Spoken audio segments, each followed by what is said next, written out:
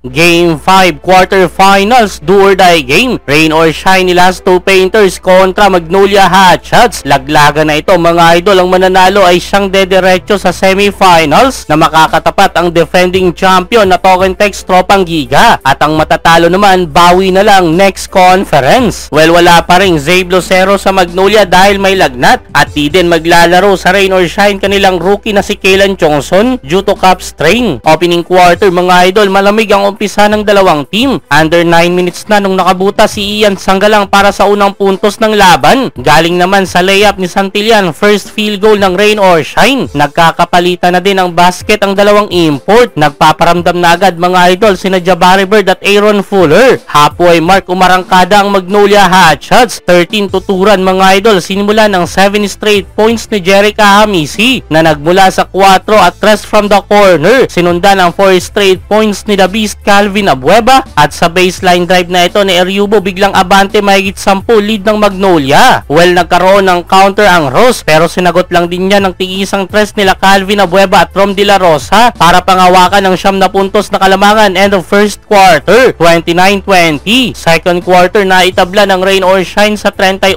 ang talaan pero biglang pumakawala na naman ng 10 to nothing run ang Magnolia Hotshots. Leading by Calvin Abueva, beast mode si Abueva mga idol.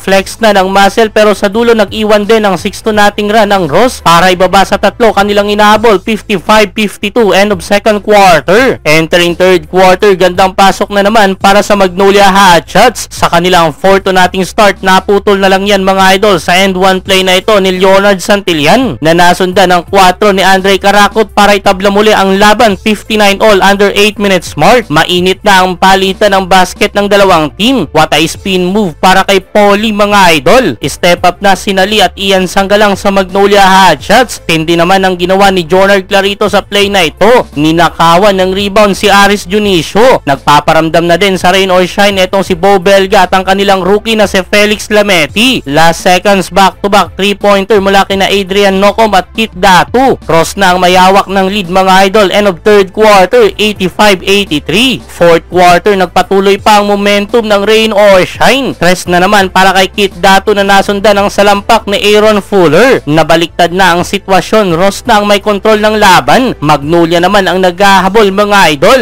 Take over sa dulo sina Andre Karakot at Adrian Nocom. Nagkakainitan na sina Felix Lameti at Calvin Abueva. Last 18 seconds, palo na 10 lead ng Elasto Painters. Wala nang nagawa ang Magnolia Hotshots. Bawi na lang next conference. Rain or Shine mga idol ang aabante sa semifinals.